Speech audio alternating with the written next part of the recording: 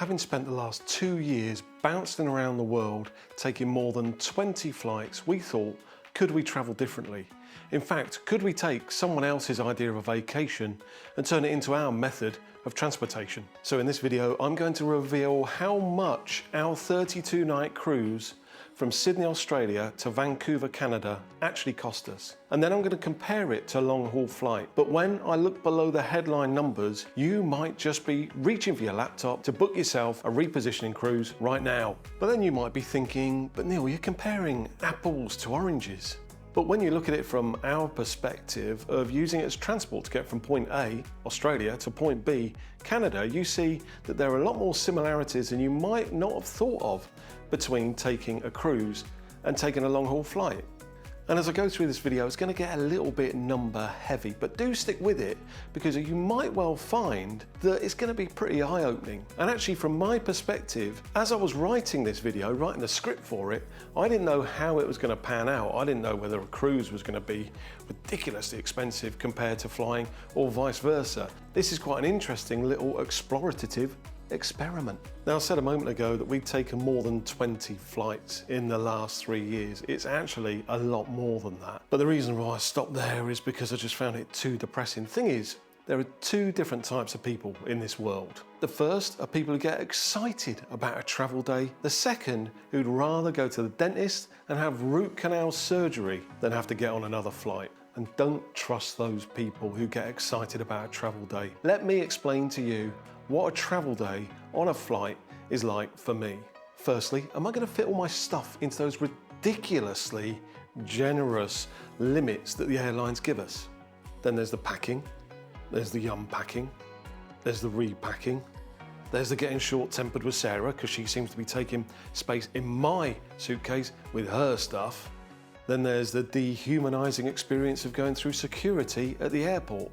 Then to the excitement of boarding the flight itself. Now for me, I like to have one of those overhead bins as close to my seat as possible because that's where we store all of our expensive camera equipment and IT equipment.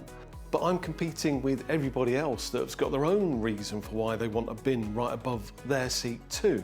So when the airline staff say over the tannoy, flight 1234 is now ready for boarding, it's like the start of a Formula One race. You know, when all those lights go off and all the cars are racing to the first corner. You don't know if you're going to get blindsided by someone, spin off into the wall, anything can happen. Now you've arrived, you've got your luggage up in the bin and you sit down, you settle down, start reading the in-flight magazine, but then you realise you're in a row of 3 and a new friend is about to sit right next to you. Now this friend, you're going to be a lot more intimate with than you've been over the last week with your partner, because if your partner's anything like mine, she's been trying to steal space in your suitcase. The last thing you want to do is be intimate, but no, you're sat there fighting for the armrest. So you're touching all the way for maybe 10 hours, and let's just say he might not be someone you wanted to be friends with, or he may not be a clean freak, for example. And then if you are long haul, you've always got that screen in front of you to watch a movie on. That screen is about the same resolution as your old CRT TV you had when you were growing up, not the 4K TV you're used to at home. Then there's the food options. Let me tell you a story. Something happened to me recently. We were on a short haul flight, and as such, we didn't have the full menu option you might get on a long haul. And the cabin staff came round and said to me, "Sir, would you like a sandwich?" I thought, "Oh, yeah, lovely. What are your options?" The options were meat or meatless, honestly. And I went meatless. And then there's the turbulence. We all love a bit of turbulence, don't we? I do, actually. I think it makes the flight a little bit more interesting. Back when I worked many, many years ago, I used to fly a lot on business. And I'd finished my day's work and got on this flight. And the weather was so bad that as our flight took off, the airport behind us closed. And that flight was horrific, unbelievable. And you know what? I just got more and more angry because I thought, there's a good chance I'm going to die in this plane. That's not what made me angry. What made me angry was this flight was on the way home from work. So my company I work for got a full day's work out of me, and then I die in a plane crash. Why didn't it crash on the way to work? Fortunately, it didn't crash in either direction, but you get the gist. And then the plane lands. You're tired, you're a bit narky because you've been fighting with a fella next to you, and you're feeling very bloated and you need a wee, and then you got to deal with the border staff. So let's compare that with cruising, and I'll pick up the same points for a straight comparison. Firstly, baggage limits. I haven't seen any baggage limits, and seeing the other people that arrived at the cruise port with us, I think if you can lug it to the cruise port, the cruise company will stick it on board. I'm surprised no one turned up with their own jet ski that they wanted to just load into their cabin as well. So when it came to packing, no frustration for me. The week before, Sarah was starting to get a little bit excited and going into shops thinking she's going to buy new clothes. I just said to her, you buy it, you got to carry it. That did temper her enthusiasm somewhat. And no dehumanising here as we went through security. It was all, have a nice cruise, all very pleasant. And then boarding. There isn't the same rush to board. Basically, if you get on the ship before they leave, you're golden. And it seems that the one comparison, though, is where everybody's rushing to board a flight. On a cruise, everybody's rushing to get to the buffet. Sarah and I, we're not stupid. We remembered we had a full alcoholic drinks package. We made our way straight to the bar. And then comparing to that row 3 on a plane, well, you're on a ship with over 1,000 other potential new friends, but you're not forced to get intimate with any of them. And in fact, we found on our 32-night cruise, we actually made some friends, and these were more organic relationships that we forged, and I hope we've made some friends for life there. And comparing entertainment to that CRT quality you get on a flight, well, on a ship you get real entertainment. You get people singing and dancing all over the place, plus in your cabin, lots and lots of videos and movies and series that you could watch. And you could even go up on deck in the evening. They got a big screen there. They bring out the popcorn. They can put a rug over you and you can sit watching a movie under the stars. How cool is that? And on a cruise ship, they offer more choice than meat or meatless. Check back in the last video where I did a little photo montage as we were talking of all the food we ate on that cruise ship, which was pretty damned impressive. Turbulence, no. Rolling around on the Pacific Ocean, yes. And I was a little bit worried because we were on a pretty small and a fairly old ship. So I wondered just what it would be like, but actually, it was fine. Sarah, she had a day of seasickness, but in 32 days, that's not too bad. And if you look back at last week's video, yeah, we had a bit of smoke, we had a bit of fire, and that was a little bit disconcerting. On a plane, you get smoke and fire. That's terrifying. Then comparing to the bloating you get when you get off a plane, well, that's temporary. The bloating you get after 32 nights on a cruise ship, that's there to stay, unless you're willing to invest in a lifestyle coach to get it all removed in the months afterwards. So I realise there's an issue. Some of you may be sat there watching this saying, it's all right for him, he doesn't work anymore. I got a day job, I can't take a 32-night cruise. I get that. For our British viewers in the UK, we can take a 2-week vacation if we want to, which is pretty cool. So what you could do is maybe take a 13-night repositioning cruise across the Atlantic and then hop on a flight home. Then you're halving the pain of that flight experience. And for everybody else, if you're not British, if you've seen any of our other videos, you know we talk all about early retirement. So you'll work out in early retirement, this is a legitimate option for slow travelling around the world. I want to hit another point before getting into the numbers, and that is we took a princess cruise, and I thought that might be a bit stuffy. I thought any cruise might be a bit stuffy. You know, people wearing ball gowns and dinner suits. That's not us at all. Well, there's a principle that holds true on cruise ships as much as it does in the rest of life, and that is people don't notice anything about what you're wearing or what you're doing because they're all too worried about what they're wearing and what they're doing, and all they're worried about is what you think of them. It's all part of the human condition. Basically, as humans, we're all just so self-centered. We think everyone's going to be meticulously checking what we've worn. So me, I had a pair of smart jeans, a couple of polo shirts, a couple of open neck shirts, and a pair of shoes made out of vegetables. I shit you not. But because I too am susceptible to wondering what people think of me, I actually threaded laces into my vegetable shoes so that people might think I am normal after all. And did anyone notice? Did they, self-centered bunch?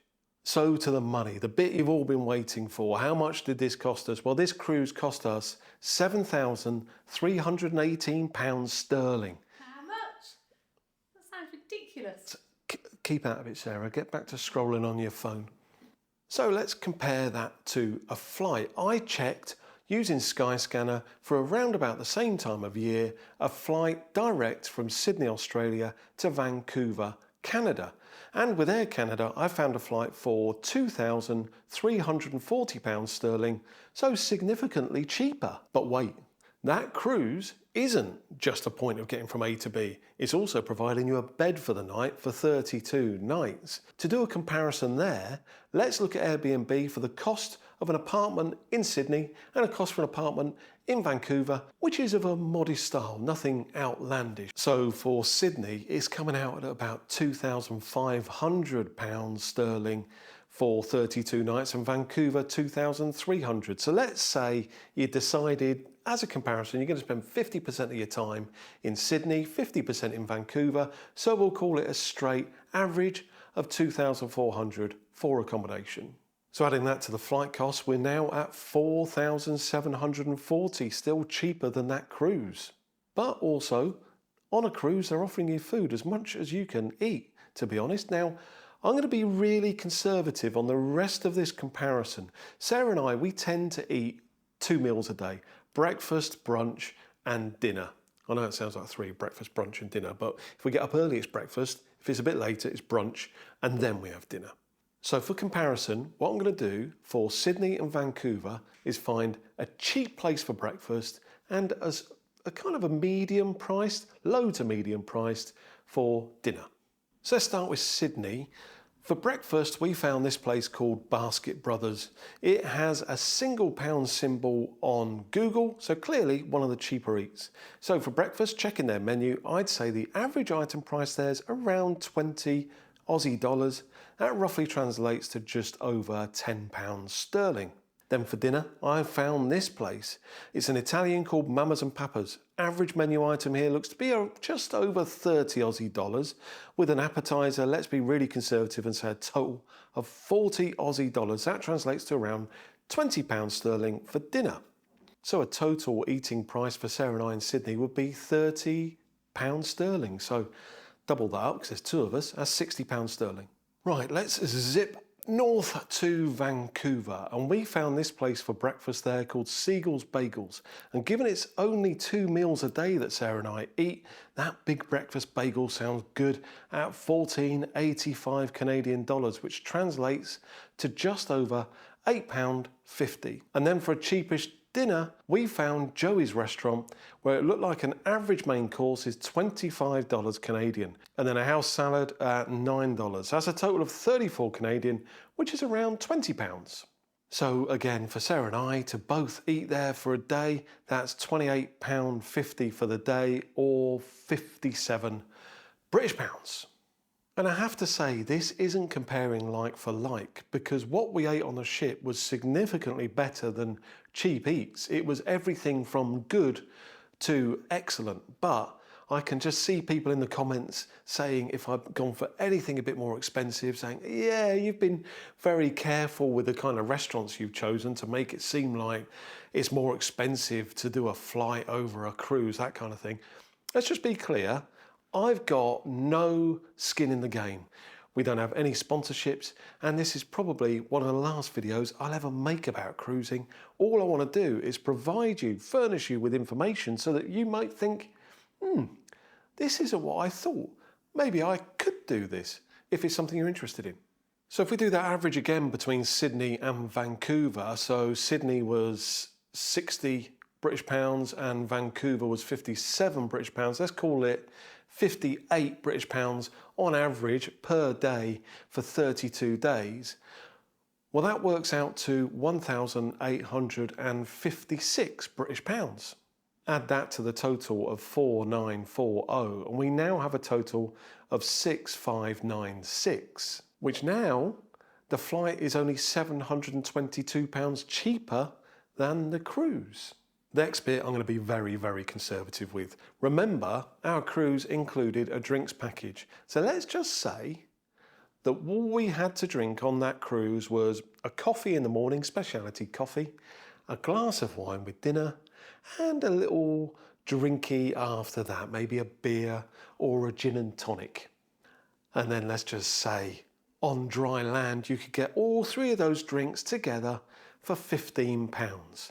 Now, if you come from anywhere like I come from, the UK, the chances of you getting a coffee, a glass of wine, and a gin and tonic for 15 quid, you are doing very well indeed. And I've got to tell you, we drank a hell of a lot more than that. But let's say we did that for 32 nights, coffee, wine, gin and tonic after dinner. Well, that would be, if we compare to £15 each, that's £30 a day for both of us. So over the duration of a 32-night cruise, that equates to £960, which now brings that total comparative figure up to £7,556.